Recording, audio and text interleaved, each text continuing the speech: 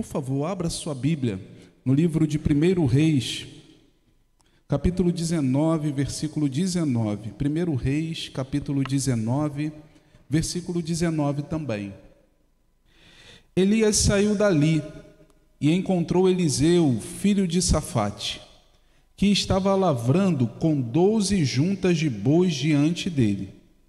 Ele estava com a 12ª junta. Elias passou por ele, lançou o seu manto sobre ele. Então Eliseu deixou os bois, correu atrás de Elias e disse: deixe-me beijar o meu pai e a minha mãe, e então seguirei. Elias respondeu: vai e volte, pois você já sabe o que fiz com você. Eliseu voltou para trás, pegou a junta de bois e os sacrificou. E com os equipamentos dos bois cozinhou a carne e deu ao povo, e eles comeram. Então se levantou e seguiu Elias e o servia. Amém. Vamos orar mais uma vez? Oh Deus, Tu és tão bondoso, tão gracioso, misericordioso. Tu olhas para a Tua igreja com um olhar de favor, Tu olhas para a humanidade com um olhar de graça e misericórdia. E por isso, Senhor, nós pedimos que mais uma vez o Senhor fale aos nossos corações, fala aos nossos corações, trabalha nas nossas mentes, para que nós possamos absorver a Tua palavra, entender aquilo que o Senhor tem para as nossas vidas hoje. Ah, Senhor, nos dá também poder para colocar em prática aquilo que o Senhor nos chamar a atenção, nos moldar, direcionar o nosso olhar, a nossa mente, para que em tudo, Senhor, nós possamos Te agradar. Isso é importante para nós, na verdade, isso é o importante para nós, Te agradar, Te glorificar, exaltar o Teu nome. Então, por favor, Senhor, fala aos nossos corações, porque somos completamente dependentes de Ti. Essa é a nossa oração em nome de Jesus. Amém. Amém, irmãos. Que história maravilhosa. Essa história é uma história de um chamado. E quantos de nós tem chamados? Quantos de nós temos direções vindas da parte de Deus? Parece que o Senhor, Ele coloca umas sementes específicas em cada coração, para que através dessas sementes que venham germinar nos corações, elas venham crescer e venham dar frutos, e nós, através disso, desse dom, desse talento, dessa direção, nós vamos contribuir e impactar o mundo de uma forma diferente. Deus, Ele não faz pessoas iguais, Ele faz pessoas diferentes, por isso Ele dá características diferentes para cada um de nós. Estava ouvindo um canal desses de ciência, e eles disseram algo que é interessante. Eles, quando pegam um capim, sabe, capim que fica no chão, na rua, eles fazem estudos sobre capim e tentam fazer comparação entre capim e outro capim, uma folhinha de capim e a outra folhinha de capim. Elas não são iguais, todas elas têm diferença. Deus, até o capim, Ele fez com particularidade diferente. Deus fez um capim, um pedacinho de capim diferente do outro. Deus, Ele faz as nossas vidas também de formas diferentes, e essas diferenças que temos, essas características específicas que temos na vida de cada um de nós são importantes. Na verdade, o próprio Deus idealizou isso para nos usar de forma diferente, para que nós possamos alcançar esse mundo de uma forma extremamente particular. Mas Deus tem um chamado para você, Deus tem um chamado específico para a sua vida. Amém? Você crê nisso? Então diga comigo assim: Deus tem um chamado para mim. Amém. Esse contexto, ou esse texto, ele está dentro de um contexto. Ele está dentro de uma história que está acontecendo. E nós precisamos entender de onde é que está vindo esse trem, para a gente não entrar no trem errado, não entrar na estação errada. Então, por isso, eu gostaria de mergulhar um pouquinho com vocês nesse contexto que foi vivido pelo profeta Elias. Mas a história de Eliseu, sim, mas o contexto vem da história de Elias. Elias, como você conhece, como você sabe, é o profeta mais famoso, é o principal profeta do Antigo Testamento. Ele, na verdade, simboliza a ação profética de Deus em Israel. Elias é o principal e ele foi chamado por Deus para uma missão. Elias era alguém, como vimos no domingo passado à noite, que tinha o coração na obra de Deus. No lugar onde ele morava, em Samaria, as pessoas estavam dobrando os joelhos, estavam adorando a Baal e a Astarote. Mas ele não se corrompeu, ele não abaixou a cabeça para as circunstâncias e para as imposições que o rei e a rainha faziam sobre aquele povo. Ele permaneceu firme. Então ele se encontrou com aqueles profetas diante de um grande desafio, porque já não chovia há 3 anos em Samaria, já não chovia há 3 anos em Israel. Elias chamou os profetas de Baal, mandou que eles fizessem um sacrifício, e eles ficaram tentando fazer aquele sacrifício. O desafio era o seguinte: o Deus que responder com fogo, esse é o verdadeiro Deus. Então, se Baal responder com fogo vindo dos céus, Baal é Deus. Mas se Yahvé, se Adonai, se o Senhor responder com fogo, então você não deve adorar outro Deus. Elias colocou o Senhor à prova. Na verdade, ele estabeleceu um desafio que veio do próprio coração de Deus. E aqueles homens se reuniram. Eram 450 profetas de Baal, 400 profetas de Azera. Elias estava sozinho. Era um tempo de perseguição. Ninguém se assumia ao lado do Senhor. Aqueles homens fizeram sacrifícios o dia inteiro, a manhã inteira. Eles começaram a clamar a Baal, pedindo que Baal mandasse fogo que descesse do céu para consumir o holocausto, e não havia sinal.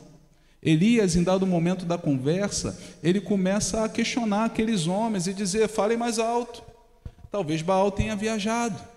Fale mais alto, talvez ele esteja ocupado com alguma outra tarefa. Diga mais alto, ele não é Deus, então ele tem que responder. Aqueles homens então começaram a se cortar, intensificando o sacrifício que era feito naquele dia, mas clamavam. Mas não houve resposta do céu, porque o Senhor não permitiu que houvesse nenhum tipo de resposta do céu. Não houve. E eu falo que o Senhor não permitiu, porque quando você vai para o livro de Apocalipse, você vai ver que nos últimos dias o inimigo fará até sinais vindos do céu. Vai agir até de forma sobrenatural para enganar o povo de Deus. Mas nós devemos permanecer firmes na palavra do Senhor. Mas o Senhor não permitiu. O Senhor não permitiu que fogo viesse do céu. Então Elias começa a oferecer a Deus sacrifício. Só que Elias, ele sabe o Deus a quem ele serve. E sabe o que Deus tinha chamado ele para fazer. Deus, ele disse o seguinte: então vocês podem trazer água e molhar aqui o sacrifício, porque vai pegar fogo a si mesmo. Pode trazer água. E eles molharam o sacrifício, trouxeram água de novo, chegou a fazer um córrego, um riozinho, uma vala ao lado, cheia de água. Mas Elias orou, e orou apenas uma vez. E a palavra do Senhor disse que fogo veio do céu e consumiu aquele holocausto. O resultado disso, o povo começou a gritar e declarar: só o Senhor é Deus, só o Senhor é Deus, só o Senhor é Deus. Só que Elias, depois de ter feito aquela tão grande ação, aquele tão grande feito, a Bíblia diz que os 450 profetas de Baal foram mortos.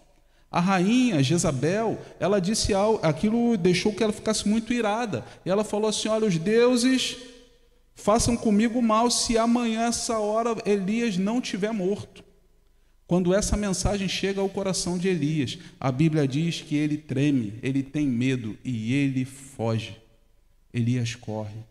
Muitas vezes nós vemos a ação sobrenatural de Deus nas nossas vidas, nós vemos o agir de Deus em nós, abrindo porta de emprego, curando doença, transformando família, mudando a nossa forma de pensar, a nossa forma de agir, mas quando nos deparamos com a dificuldade, meus irmãos, às vezes nós corremos. Nós corremos diante da quimioterapia, nós corremos diante do tratamento que vai trazer dor, nós corremos diante daquilo que traz dor à nossa alma e ao nosso corpo, nós temos medo. Elias teve medo, e o medo é um sentimento humano. Se você tem medo, parabéns, você é um ser humano. Mas a Bíblia, ela diz algo para nós, mesmo no meio do nosso medo. O Senhor diz: não temas. E não temas, não tenha medo, porque ter medo faz parte de ser um ser humano. Mas quando Jesus, ele diz não temas, ele diz não deixe que o medo te domine. É isso que a palavra está dizendo ali. Você vai ter medo, e ter medo é natural em determinadas circunstâncias, mas você não pode ser dominado pelo medo. É isso que quer dizer não temas. O medo está lá, é um sentimento, mas o medo não vai me dominar. Porque o verdadeiro amor, e o amor de Deus é verdadeiro, ele lança fora o medo. Então eu sou dominado pelo Espírito Santo de Deus e não sou dominado pelo medo, não sou dominado pelas más notícias. Mas Elias, o ser humano, precisava aprender isso também, precisava crescer. Então ele foge de Jezabel, ele se esconde numa caverna. A Bíblia diz que Deus faz fenômenos naturais para manifestar a sua presença naquele dia diante do seu servo. Faz fenômenos, é vento, terremoto, mas a palavra do Senhor diz que especificamente o Senhor não estava em nada disso. Ele estava numa brisa suave. A palavra em hebraico é demaná, murmúrio. Era uma brisa suave. Deus estava na tranquilidade. Sabe, o Senhor pode se manifestar em diversas formas na nossa vida, mas se você está agitado, o Senhor não se manifestou no ambiente de agitação. Ele veio se manifestar no ambiente de calmaria. Ele veio acalmar o coração daquele servo que estava aflito. Elias discutiu com o Senhor. Elias ponderou com o Senhor. A conversa é uma boa conversa aqui. Elias diz: olha, todos morreram, só fiquei eu. Deus disse: não, eu separei profetas, não foram todos que morreram não, isso é impressão sua, você está fazendo uma leitura equivocada. Elias falou: eu quero morrer, eu quero ir para o céu, não quero mais trabalhar no serviço. Deus falou assim: não, tem trabalho para você, você vai trabalhar no serviço. Irmãos, muitas vezes nós nos furtamos a conversas profundas com Deus. As coisas vêm no nosso coração, na nossa mente, as dúvidas tomam conta do nosso coração e a gente faz silêncio, como se nós não pudéssemos perguntar nada para Deus, e não é isso que a Bíblia ensina. A Bíblia ensina um Deus que Ele é pessoal, Ele está pronto a ouvir as suas demandas, as suas necessidades e a atender e a conversar com você, a falar com você. Foi isso que aconteceu com o apóstolo Paulo, quando ele no caminho de Damasco se preparava para perseguir a igreja. A palavra do Senhor diz que Jesus encontra com ele e fala: Paulo, vamos conversar? Por que você está me perseguindo? Porque quando você persegue a igreja, você está perseguindo a Cristo.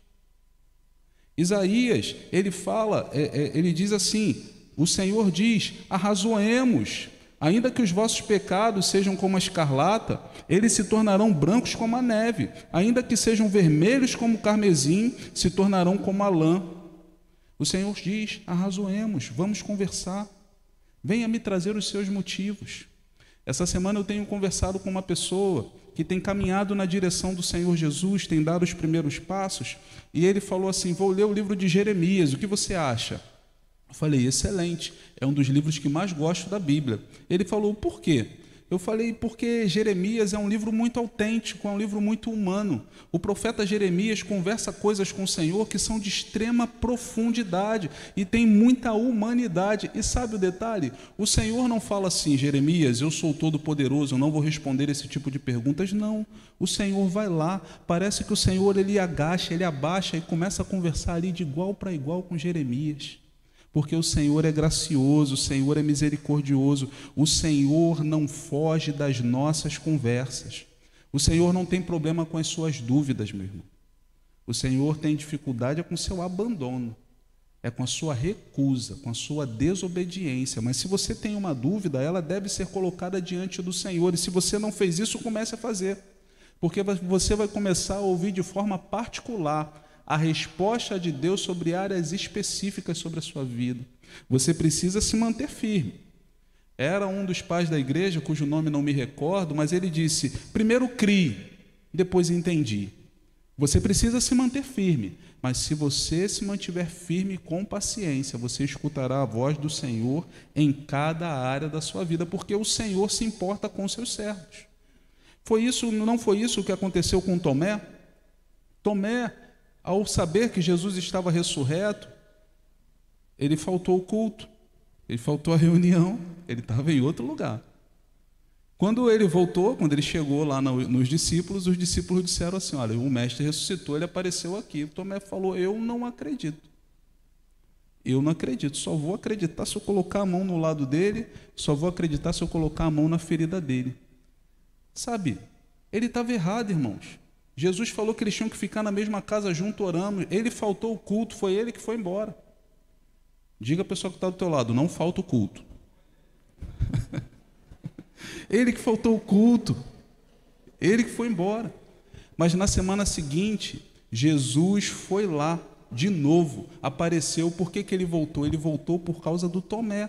Jesus é aquele que volta por causa de você, porque Ele se importa com você. Ele não tem problema de conversar e dialogar com você, mas é tão necessário que você abra o seu coração diante da presença dEle, que você possa se colocar com autenticidade. O rei Davi disse: eu confessei-te os meus pecados, a minha maldade eu não te encobri. Nós precisamos ser honestos, sinceros, autênticos diante do nosso Senhor. Deixa eu te contar um segredo. Ele já sabe. Ele já sabe. Então pode abrir o teu coração diante da presença dEle, porque à medida que você abre o coração diante da presença dEle, Ele vai te mudando, Ele vai te moldando para a glória do nome dEle. Mas Deus deu 3 tarefas para Elias naquele dia. E aí nos aproximamos do texto que lemos. Ele disse para Elias: unja Azael, rei da Síria. Unja Azael. Azael era um general. Ele nem imaginava que seria o rei da Síria, mas Deus disse para ele: unja Azael, rei da Síria. Ele disse: unja Jeú, no lugar de Acabe, o marido de Jezabel. O reino de Acabe vai acabar, pecaram muito, paciência tem limite, até a de Deus. Pecaram demais, então vai acabar. E unja Eliseu, filho de Safate, em seu lugar. Elias saiu, e se você acompanhar a história bíblica, você vai ver que é tão humana, tem tanto processo de falibilidade humana, que Elias, desses 3, só ungiu Eliseu. Quem ungiu Jeú e quem ungiu Azael foi o Eliseu, mas Elias só ungiu Eliseu. Porque muitas vezes nós não conseguimos fazer tudo aquilo que o Senhor colocou com clareza em nossos corações para fazermos, mas precisa haver a direção. Nós precisamos caminhar na direção daquilo que o Senhor tem para nós, ainda que sejamos imperfeitos. Mas nós precisamos ter força de vontade para obedecer aquilo que o Senhor falou aos nossos corações. O texto sagrado diz que Elias foi. E aí é o relato que nós lemos, acabamos de ler agora. Eliseu, aquele que seria ungido, estava trabalhando, e ele tinha 12 juntas de bois. Isso quer dizer, a grosso modo, é mais fácil afirmar que ele tinha 24 bois no serviço. Tinha 24 bois no serviço. Estou correto? É isso mesmo, né? Irmão que entende mais que eu. Estou correto, estou certinho. 24 bois no serviço. Isso quer dizer que, para aquela época, o rapaz tinha dinheiro. Ele tinha condição financeira, porque não era todo mundo que tinha 24 bois. O detalhe do texto é que ele vinha atrás. As juntas estavam na frente. Ou seja, ele tinha empregados. Então, não somente a família de Eliseu era bem-sucedida, como Eliseu agora tinha começado o seu próprio negócio e ele também era bem-sucedido. Sabe, o Eliseu parecia esse pessoal da juventude de hoje que fala assim: eu não vou trabalhar de CLT, eu vou trabalhar de conta própria, eu vou começar o meu negócio, eu vou ser empreendedor. Talvez o Eliseu fosse um empreendedor financiado ali pelos pais, né? Porque esse pessoal quer ser empreendedor financiado pelo papai e pela mamãe. Misericórdia, povo. Vamos lá, ajuda aí. Mas ele foi. Eliseu era alguém que trabalhava, ele tinha o seu trabalho, tinha uma profissão, ele tinha condições financeiras. E num dia de trabalho, passou a primeira, a segunda, a terceira, a 11ª junta de bois, vinha Eliseu atrás, vinha Eliseu lá por último, olhando tudo, como gerente daquela situação. Então a palavra de Deus diz que Elias se aproxima. A Bíblia não é clara em dizer que Elias ungiu Eliseu, mas ela diz que Elias lançou a capa sobre aquele homem, e aquilo era um sinal, aquilo era um chamado, aquilo era um direcionamento da parte de Deus. Um detalhe importante que eu e você precisamos perceber é que geralmente Deus chama pessoas que estão trabalhando. Já reparou? Deus na Bíblia inteira chama pessoas que estão trabalhando. Então nós devemos gostar de trabalho. Crente gosta de trabalho, crente precisa ser muito trabalhador. Pastor, mas eu já estou aposentado. Se você vier para Marechal, você está na internet, se você vier para Marechal, você vai ver que os aposentados de Marechal trabalham muito, trabalham para o Senhor, trabalham em casa, trabalham muito. Crente é aquele que precisa gostar de trabalho. Às vezes, nós temos algumas dificuldades na igreja porque poucas pessoas fazem. Algumas pesquisas disseram que cerca de 30% da igreja se envolve com o serviço da igreja. E 70% assiste o que os 30% estão fazendo na igreja. Senhor, tenha misericórdia. Mas as poucas pessoas que trabalham, que se voluntariam, que se apresentam, que têm a visão de serviço, elas estão trabalhando e elas são convocadas para outro serviço. Por quê? Porque como aquela pessoa trabalha, é uma pessoa confiável. Então, se você tem algo novo a desenvolver, quem que você acha que você vai chamar? Aquele que é confiável, aquele que está desenvolvendo, aquele que está trabalhando. Então, hoje em dia, existe uma verdadeira geração de superatividade ou super necessidades dentro das igrejas evangélicas. E nós precisamos corrigir isso, porque vivemos um tempo em que a saúde emocional, a saúde mental está em voga. E se nós não trabalharmos e deixarmos os nossos irmãos trabalharem sozinhos, nós estamos contribuindo para a falta de saúde mental deles. Então, é necessário que eu e você nos envolvamos no trabalho do Senhor, para que não fique pesado para ninguém. Cada um carrega um pouquinho e não vai ficar pesado para absolutamente ninguém. Vamos nos envolver na obra do Senhor, para que nós possamos ser trabalhadores que glorifiquem ao Senhor. Sabe, até o rei Davi, sobre Davi nós falaremos semana que vem, mas até o rei Davi, que era músico, ele não colocava aquelas roupas pretas, a calça rasgada, aquele colete de rock and roll e falava, só vou tocar em shows. Não, ele pastoreava ovelhas. Ele ia lá e trabalhava. Depois ele mudou de trabalho, virou militar. Depois ele mudou de trabalho, virou estadista. Talvez ele tenha mudado de trabalho, virou profeta. Mas ele foi mudando de trabalho, porque Deus chama as pessoas que estão trabalhando. Você precisa se envolver no trabalho do Senhor. Você precisa trabalhar. Para com esse negócio de esperar a oportunidade perfeita. Talvez ela não exista. Então você cria a oportunidade perfeita, porque Deus te chamou para o envolvimento real com a obra dele. Eliseu foi chamado por Deus. Eliseu foi chamado para o trabalho. E ele imediatamente entendeu o que estava acontecendo. Cantamos uma canção que fala, perdendo tudo com amor e alegria, dono dos meus dias. Eliseu entendeu essa canção. Ele entendeu que o Senhor era dono dos seus dias. Então ele podia perder boi, podia perder carroça, podia perder a condição financeira que ele tinha, o conforto que ele tinha para seguir a Jesus. Porque o tesouro que é viver com Jesus é muito maior que o tesouro que o mundo pode oferecer para nós. Eliseu entendeu isso. Ele entendeu que ele podia largar tudo, abrir mão de tudo aquilo para viver o chamado de Deus. Você tem entendido isso na sua vida? Jesus tem sido para você a pérola mais preciosa, a pérola de maior valor. Jesus precisa ser para o crente a pérola de maior valor, aquele que o crente mais ama. Na verdade, Jesus precisa ser para o crente o motivo da vida. O Senhor deu a vida por nós, e essa vida de Jesus na nossa vida, ela nos completa de uma forma tão plena, porque ela aponta para nós de que existe um motivo maior do que nós mesmos. Existe uma razão maior do que nós mesmos, e é por isso que nós atendemos ao chamado de Jesus, é por isso que nós o amamos. Mas à medida que nos envolvemos com o Senhor, o amor de Deus vai enchendo e invadindo os nossos corações, de modo que ele transborda sobre a vida de outras pessoas. Por isso, nós precisamos nos envolver cada vez mais com o Senhor. A obra estava lá. Eliseu mandou queimar os bois. Eliseu pegou a carroça. Ele pegou a madeira, fez ali um sacrifício, um holocausto. Ele atendeu as pessoas. Mas antes, ele disse algo que foi interessante.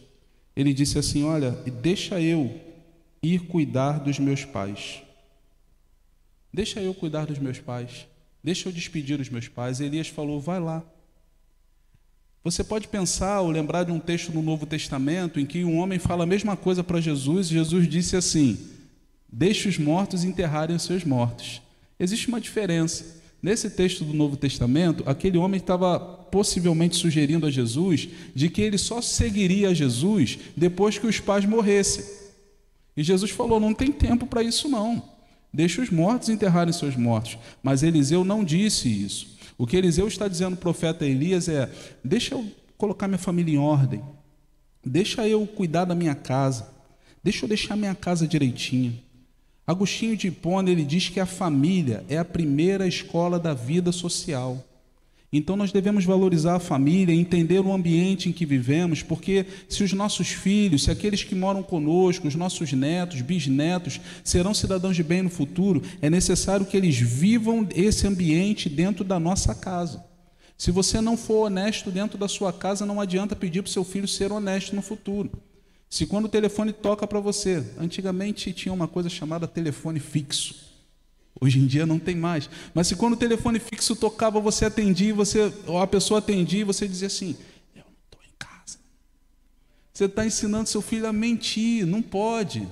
Não pode fazer isso. Não podia fazer isso. Hoje em dia eu nem sei como faz, porque ninguém liga mais para fixo.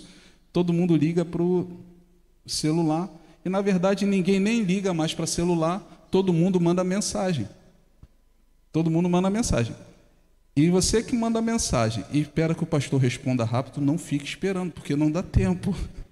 Tá? Vocês são muitos, então não dá tempo. Às vezes demora mesmo, é normal, entendeu? E eu tenho até uma dica para você. Irmão, eu ouvi isso de um pastor. Ele falou: olha, o meu WhatsApp só funciona de 8 da noite. Não, só funciona de 9 da manhã até 8 da noite. Depois eu desligo os dados, porque senão minha cabeça não para. Eu falei: isso daí é saudável. Vou falar isso lá com a igreja de Marechal. Chega uma hora que tem que tirar os dados para que você possa descansar. E se for urgência, pastor? Se for urgência, as pessoas vão te ligar, porque na emergência a pessoa liga. Então fica tranquilo, pode descansar. Cuidado com a quantidade de informação que vai acelerando a tua mente, que não deixa você parar. Isso não é saudável para você, isso não é saudável para a sua vida. Mas as pessoas ligavam, a família é um ambiente onde nós precisamos ensinar, é a primeira escola social. A família é um presente de Deus e o lar é um santuário onde a fé é transmitida. Quem disse isso foi John Piper. O amor conjugal é um reflexo do amor de Cristo pela igreja. Martinho Lutero disse isso. Certa vez alguém disse que o filho não respeitava a esposa, porque o filho respondia à esposa, tratava mal a esposa, ou a mãe, no caso. E aí o pai foi lá, chateado, chamou a atenção do filho, foi falar: olha, como é que você faz isso com a sua mãe? E o filho disse: eu faço igual você. É assim que você trata ela, então é assim que eu entendi que tem que tratar ela também. Se nós não formos o exemplo no trato, na palavra, nós não conseguiremos ensinar os nossos filhos. Ou você pensa que aquele negócio de faça o que eu falo, mas não faça o que eu faço, funciona? Funciona não. As palavras elas podem nos informar, nos trazer informações, mas o exemplo ele arrasta. A família é uma instituição divina, criada por Deus para o bem da humanidade. Quem disse isso foi Jonathan Edwards. A família é um lugar onde a graça de Deus é compartilhada e experimentada. Tim Keller disse isso. Então isso ensina para nós que nós devemos cuidar da família, devemos valorizar a família. Você tem valorizado sua família? Você tem tido tempo com os seus? Se você não tem feito hoje, é tempo de pedir perdão, de se arrepender e de dar um início. Isso aí, de começar. Eu ia falar para todo mundo fazer isso daí também. Falar: abraça ela agora. Mas não vou falar ainda não, porque tem gente aqui que não está com cônjuge. Mas é isso mesmo. Não, pode continuar abraçado, abraça ela. Amém? Família precisa ser valorizada. A família precisa ser valorizada. Precisamos valorizar os nossos filhos. Eliseu valorizou a sua família. Ele disse a Elias: Elias, eu vou cumprir o chamado. Deixa eu cuidar da minha família aqui. Eu vou deixar tudo organizado e vou. Elias disse: vai lá, pode ir. Mas olha só, você sabe o que eu fiz com você. Sabe por quê? Porque Jesus ele diz que aquele que não aborrecer pai, mãe, marido, mulher por causa de mim, não é digno de mim. Então é claro que nós devemos cuidar dos nossos. É isso que a Bíblia nos orienta, nos ensina. Mas é claro que mais importante que a nossa família é Jesus. Jesus é mais importante. Então, quando nós olhamos para a obra do Senhor, olhamos para aquilo que Jesus tem para fazer, olhamos para a nossa família, Jesus, a pessoa de Jesus, o joelho dobrado, o tempo de oração, a vontade de Jesus é mais importante para nós, é o que é mais importante para a vida do crente. Mas vamos valorizar sempre a nossa família. Aquele homem ele foi na direção de um chamado. ele atendeu a um desafio para a sua vida. Jesus, ele abriu mão da sua glória, Jesus abriu mão do conforto, ele foi fiel até a morte, e a morte foi morte de cruz.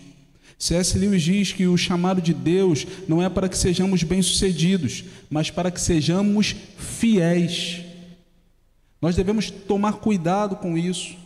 Essa semana, estava com um grupo da igreja num treinamento Summit Leadership aqui em Madureira, e uma das preletoras, ela disse algo que foi muito interessante.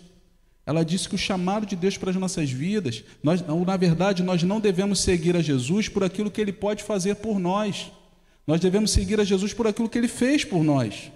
É gratidão pelo que Ele fez. Gente, se a minha vida parar agora, se a sua vida parar agora e você já entregou a vida a Jesus, você vai estar na eternidade com Ele no céu. O que Ele fez por você foi te tirar do inferno. E tudo aquilo que você tem hoje vivendo, todas as bênçãos que você tem para contar, é graça de Deus. Então nós não devemos buscar fazer a obra de Deus entendendo que em fazendo a obra de Deus nós vamos de alguma forma barganhar com Deus para conquistar alguma coisa. Muitas coisas o Senhor nos dará pela sua graça e pela sua misericórdia, mas o crente precisa ter um coração grato diante do Senhor. O chamado de Deus é um convite para compartilhar do sofrimento de Jesus, a fim que também possamos compartilhar com Ele na sua glória no futuro. Sim, Jesus, ele se deu na cruz do Calvário, e quando ele se deu, ele sofreu. Hoje, ele me chama e chama você para compartilharmos dessa obra. Às vezes você diz assim, mas lidar com meu irmão me faz sofrer. Lidar com o perdido me faz sofrer. É um ambiente de palavrão, de música que eu não concordo, são ações ali que me desagradam. Às vezes isso me faz sofrer. Mas Jesus, ele sofreu para resgatar a sua vida. Então nós também devemos participar do sofrimento de Cristo Jesus na obra de resgate daquele que se perdeu. Nós muitas vezes dizemos aquilo que a palavra do Senhor diz em Mateus 28. Jesus, ele diz, vão por todo mundo e preguem o evangelho a toda criatura. Talvez esse seja um dos versículos que nós mais pronunciamos nas nossas vidas. Mas eu te pergunto, quem é o não crente com o qual você tem tomado café durante a semana? Quem é o não crente que você tem investido a sua vida de forma intencional para levá-lo até Jesus? Existem tantas pessoas ao seu redor que precisam de salvação, que precisam de vida eterna, e Deus escolheu você como canal de graça para abençoar a vida dessa pessoa. Deus te chamou para fazer isso, o Senhor te convocou para fazer isso. Eu queria que você lembrasse comigo da cena de Jesus no barco, atravessando a tempestade. Jesus, o barco era lançado de um lado para o outro, Jesus dormia. Os discípulos foram lá, acordaram Jesus. Disseram, mestre, o Senhor dorme, nós vamos morrer. Jesus chamou eles de homens de pequena fé. Aí chegou diante dele, chegou diante do mar e disse, vento, acalma-te, mar, aquieta-te. E o vento e o mar pararam. Agora vá comigo numa outra cena. Jesus chega numa cidade chamada Gadara. E ali existem dois homens, um homem para Lucas, dois homens para Mateus, que estão endemoniados. Há muito. E os demônios deles são uma legião. São muitos demônios. E Jesus diz para aquele demônio, sai. E ele sai. Eles saem. Entram em porcos e saem. Agora, o mar, o vento, a natureza obedece à voz de Jesus. Os demônios obedecem à voz de Jesus. Só quem não vai obedecer à voz de Jesus é você? Só quem não vai obedecer à voz de Jesus somos nós? Irmãos, o Senhor tem um chamado para a sua vida. O Senhor tem uma direção de uma obra que Ele quer fazer através de você. Por isso é necessário que você se levante da posição em que você está e que você caminhe para aquilo que o Senhor tem para você. Para que nós possamos caminhar. Greg Rochelle, ele disse que nós precisamos ter foco. O Senhor te chamou. Você vai sair daqui dessa manhã com essas palavras na sua cabeça. Você vai sair com essas palavras na sua cabeça. Semana passada a gente terminou aquela série de Ruth. E uma irmã chegou para mim e falou assim, pastor, quero te dizer uma coisa, meu casamento não está bom. Eu falei assim, irmã, vamos melhorar. É que o meu marido não está legal, eu estou pensando em deixar esse meu marido para casar com o tal do Boaz. Esse Boaz, eu falei, irmã, a Ruth não vai deixar. A Ruth, ela sabe lidar ali com a situação, ela não vai deixar. Não adianta. Vamos consertar o que precisa ser consertado na vida do seu marido para que ele fique mais parecido com Boaz. Mas isso é um sinal de que quando a gente prega, quando você ouve a palavra de Deus, a semente fica pertinho ali do teu coração. Ela floresce, o Espírito Santo fala com você, as ideias começam a fluir, surgir. Você sabe o que precisa ser mudado na sua vida, porque é o próprio Deus que fala, não é pastor, não é a música, não é, é Deus falando para você sobre a mudança de posicionamento, sobre arrependimento de pecado, mudança de vida que você precisa praticar. Mas se você sair daqui e não praticar, e não colocar em prática, vai ser como aquela parábola que Jesus conta do semeador. Vem o passarinho e come a semente. Vem o passarinho e tira a semente.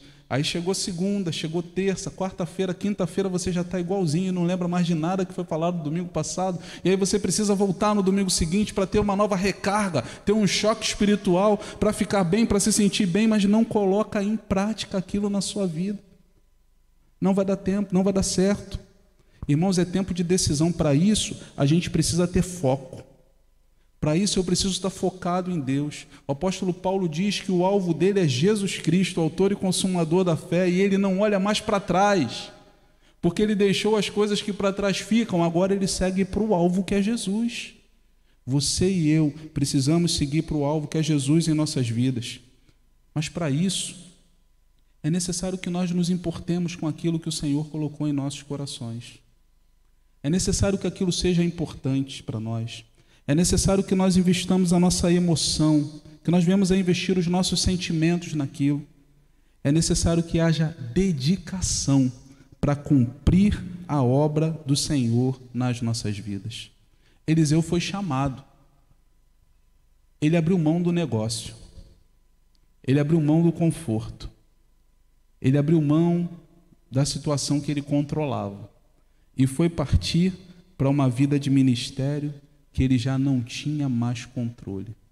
Ele não olhou para os desafios, ele não olhou para as dificuldades. Ontem, ouvimos falar de uma mulher chamada Joni Eareckson Tada. Joni Eareckson Tada.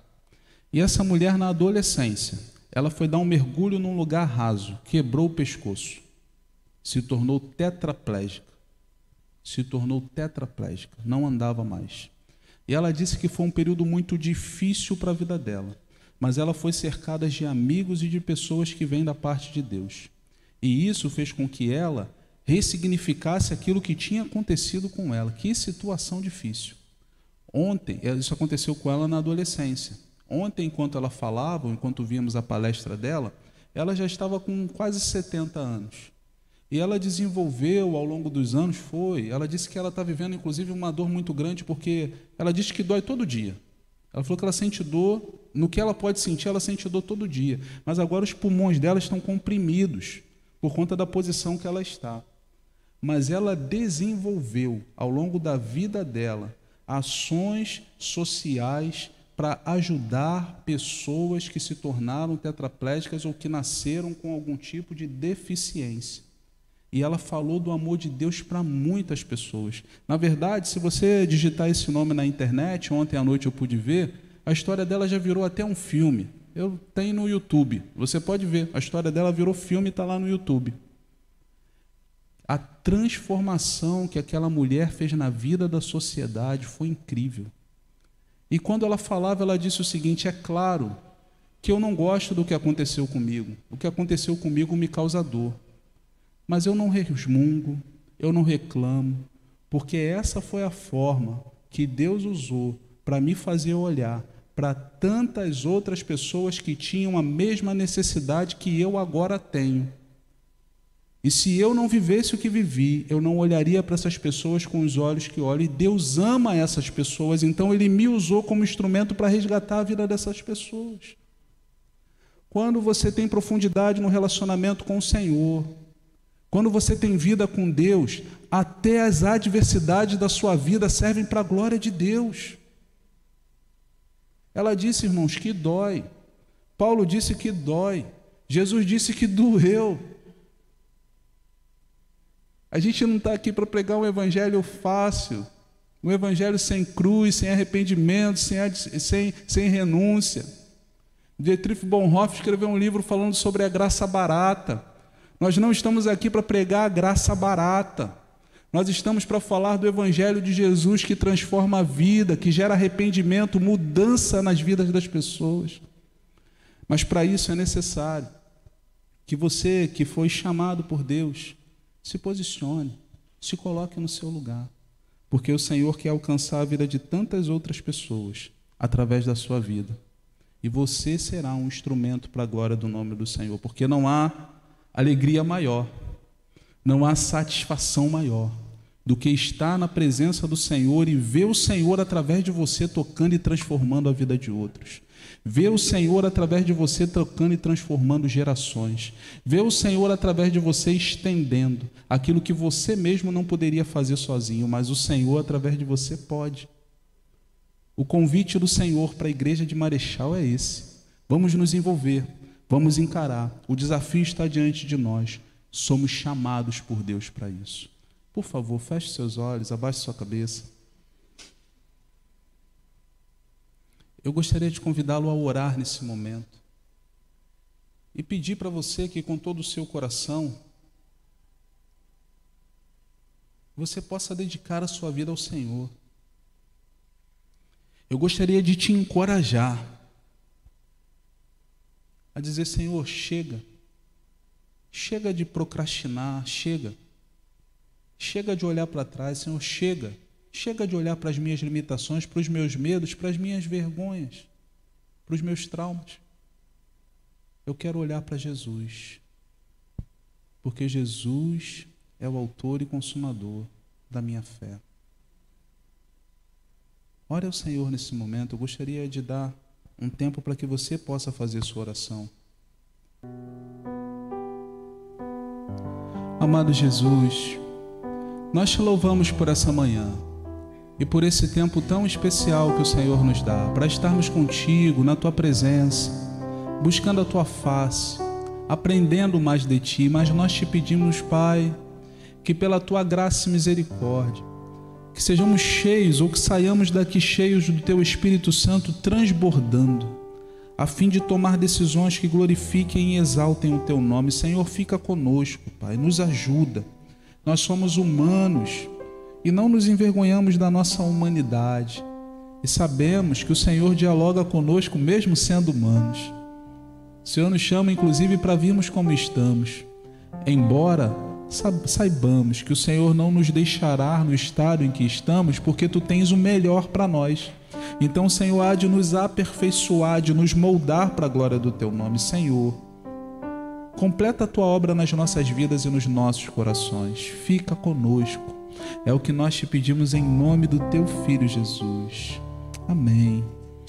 Que o amor de Deus o Pai, a graça redentora e transformadora do nosso Senhor e Salvador Jesus Cristo e as doces consolações do Espírito Santo de Deus sejam sobre sua vida, sobre a sua família, sobre a sua casa, sobre a igreja aqui em Marechal e sobre a igreja do Senhor espalhada sobre toda a face da terra.